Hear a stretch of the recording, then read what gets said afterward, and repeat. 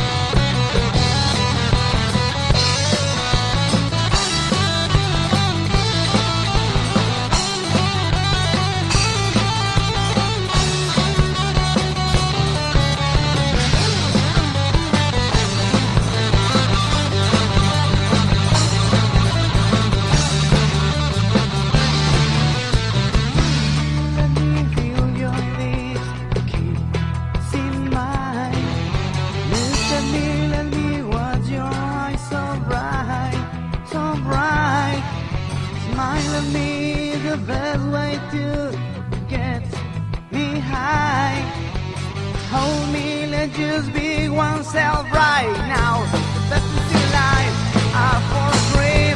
Love is a reality. Even you can touch, even you can see. The best things in life are for free. Love is a reality. Even you can touch, even you can see.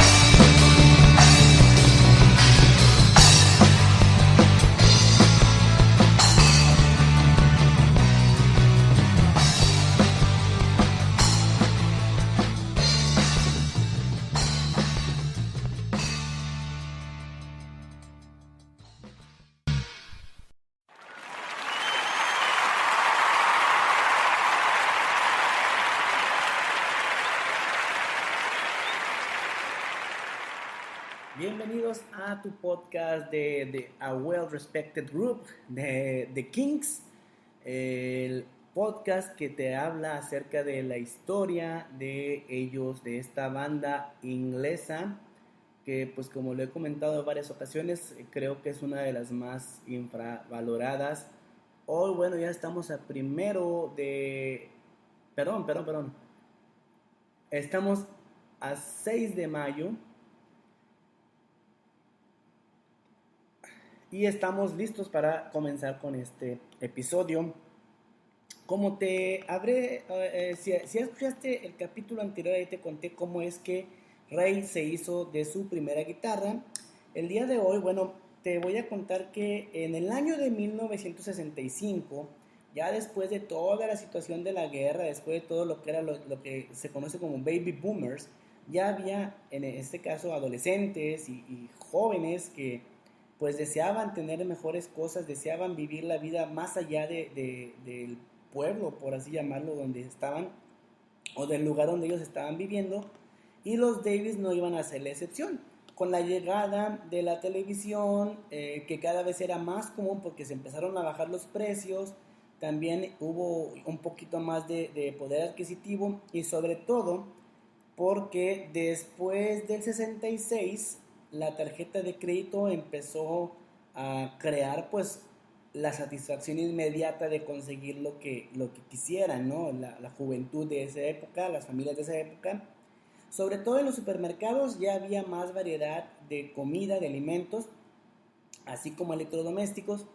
Entonces esto aunado al crecimiento que poco a poco se iba dando y también la situación musical que ya te comenté en el episodio pasado que estaba viviéndose a causa de los músicos norteamericanos, pero que estaban prohibidos y que la única forma en que podían hacerse los británicos de este tipo de música era pues o mediante el mercado negro o la forma en que algún familiar viviera en Estados Unidos o en Canadá o en México, cualquier lugar de América, o la otra era el hecho de escuchar a las bandas locales tocando pues algo parecido a la música norteamericana, que en este caso ellos pues le llaman el skiffle. que bueno, un poquito más adelante de hablar de eso, pero lo que me quiero centrar ahorita es que cuando ya hubo esta oportunidad de comprar cosas con tarjeta de crédito, el papá de los hermanos Davis, pues Fred, lleva a su hijo de entonces 12 años a Selmer Musical Instrument en la calle Charing Cross Road en 1959 para comprar su primer guitarra, una Harmony Meteor en 29 libras y bueno, pues pagando gracias a este crédito 1 libra con 9 décimas por semana. Este tipo de, digamos, lujo era impensable en tiempos anteriores para un carnicero con el salario que él tenía antes de la guerra. Después de este tipo de cambios que hubo ya con la tarjeta de crédito y con toda la forma de que pudieran adquirir mejores cosas, pues del 51 al 60 todavía era obligatorio el servicio militar, pero en el 60 se quitó esta situación de obligatoriedad del servicio militar, así que para todos aquellos que nacieron después del 43 tenían más libertad de hacer cosas que quisieran, estar más libres que pues obviamente las personas más grandes de ese tipo, de esa misma época. También te puedo comentar que con el advenimiento de la píldora de control natal, que estaba muy disponible para el año del 61, pues se formaron diferentes grupos que iban pues desarrollando ya diferentes prioridades y valores, así como gustos. Antes de que fuera una estrella del pop, Ray Davies, pues tuvo digamos, su lugar como,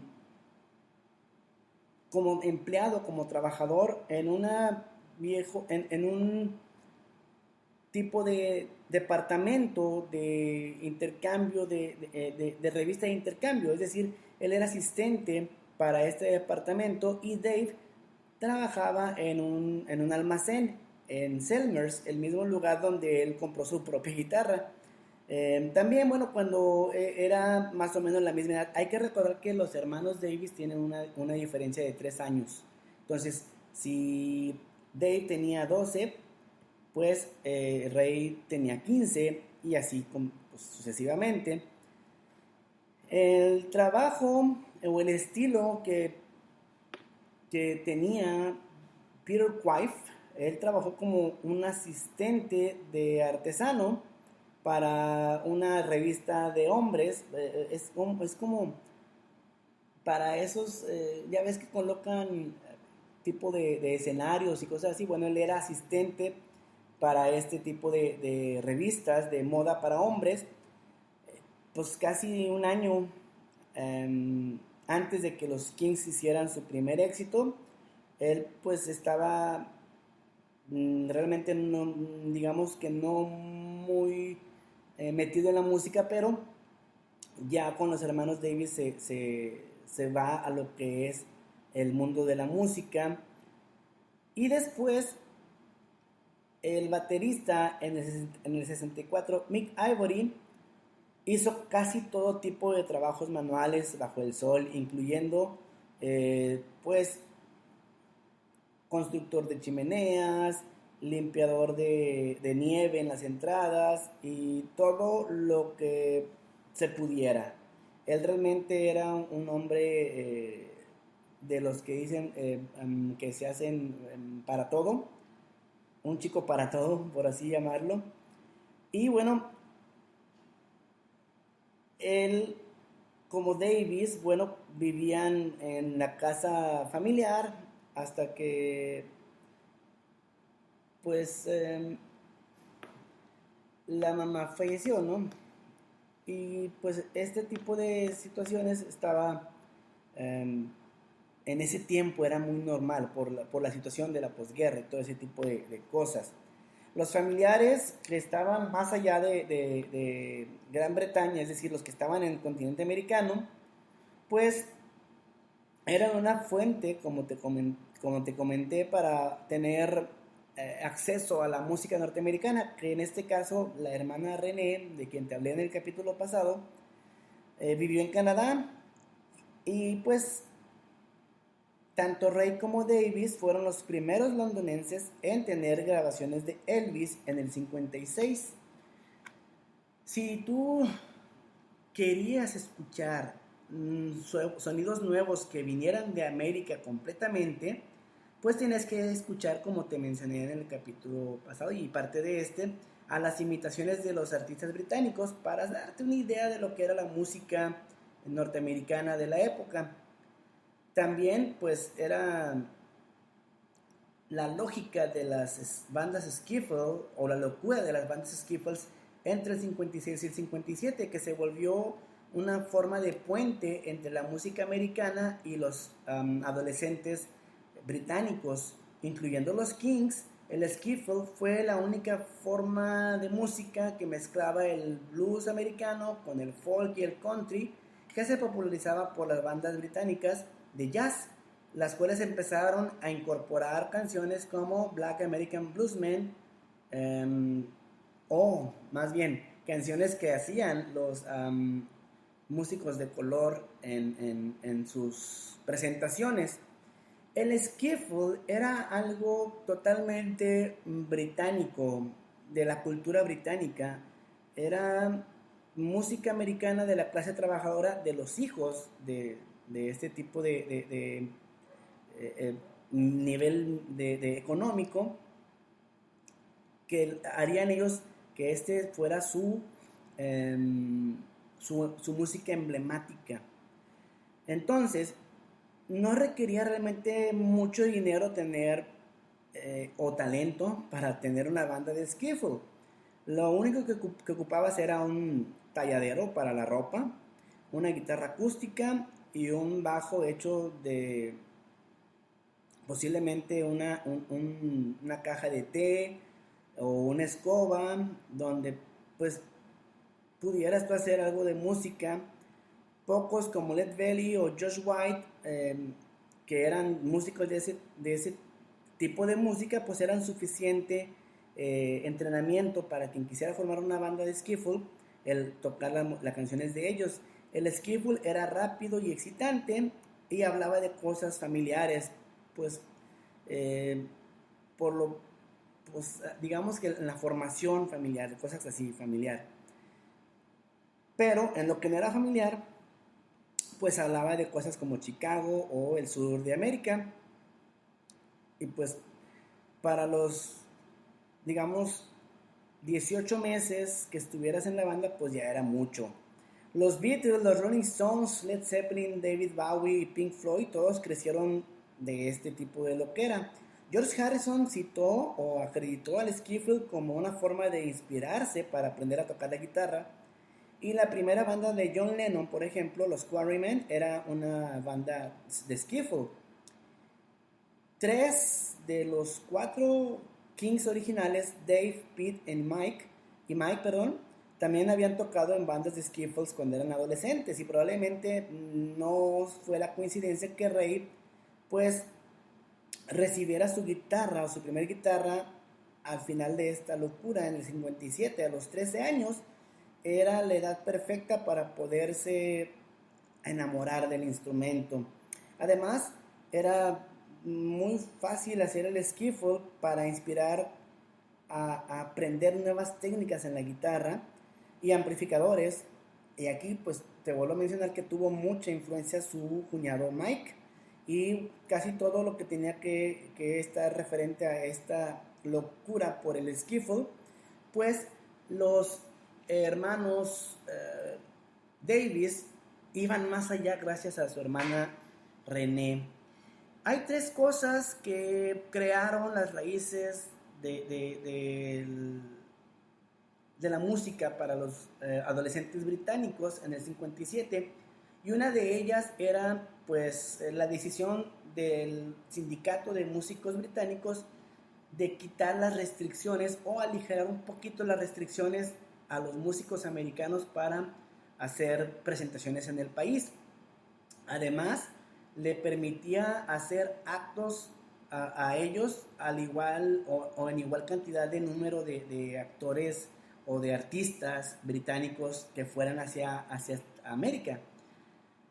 Los músicos de blues americano habían encontrado muchas formas de evadir esta prohibición, pero ahora la puerta estaba abierta para todo tipo de músicos americanos, no solamente el blues, incluyendo el rhythm and blues y algo un poquito más pesado, bueno, para el sonido de la época. Otra cosa que empezó a desarrollar más la decisión de esta juventud británica de hacer música es la creación de firmas de disqueras totalmente británicas, en las cuales, por ejemplo, en el 58, PYE Records o PY Records, que después sería el sello discográfico de los Kings, adquirió los derechos de grabación de artistas como lo que es digamos, los que eran reyes en el ajedrez. Eran derechos de compañías que pues tenían los derechos, por ejemplo, de Muddy Waters, Howlin' Wolf, Bo Diddley, Chuck Berry, Sonny Boy Williamson, eran de los que más tenían. Y antes que cualquier otro sello británico, pues ellos eran los que tenían la mayor parte del catálogo de música norteamericana. Y el último o el tercer importante cambio que hubo para que los Kings y otros músicos tuvieran su desarrollo en Gran Bretaña, pues es el hecho de que la televisión introdujo gran cantidad, por primera vez, presentaciones de rock and roll y blues fuera del formato muy restrictivo de la BBC. Así que para finales del 57 estos puentes completamente fueron abiertos. El skiffle había llegado y se había ido tan pronto como Bill Haley y Elvis Presley estuvieron en el radio. Aquí las estaciones de televisión pues ponían música para los adolescentes, y las tiendas de discos estaban llenas ahora sí de música norteamericana, de rock and roll, rhythm and blues y blues. Y bueno, pues los británicos también tenían su propia versión de Elvis en un cantante de Bermondsey llamado Tommy Steele, y obviamente más imitadores que llegaron, ¿no?, con el tiempo. En lo que consta para los Kings, y es para concluir el capítulo de hoy, es la influencia de Bill Brunsey, que era un sonido a la vieja moda, que era una de las razones que cautivó la imaginación de Ray Davies, además de que él pues sí, digamos que le gustaba el rock, pero tenía cierta tendencia a la nostalgia, y digamos que le gustaba más esa simplicidad de los primeros tiempos de la música.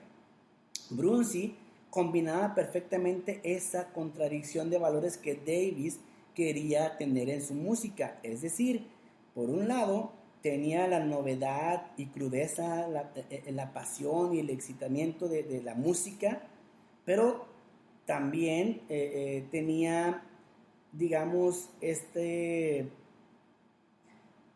sabor a música que se puede remontar un poquito al inicio del siglo XIX o de esa época más o menos, tocando un estilo sin refinar, totalmente música folk que conectaba sus escuchas con los tiempos del radio y pues la televisión y amplificadores y grabaciones. Su música era simultánea, es decir, la música de Bill Brunsey era simultáneamente vieja y nueva, orgánica y artificial.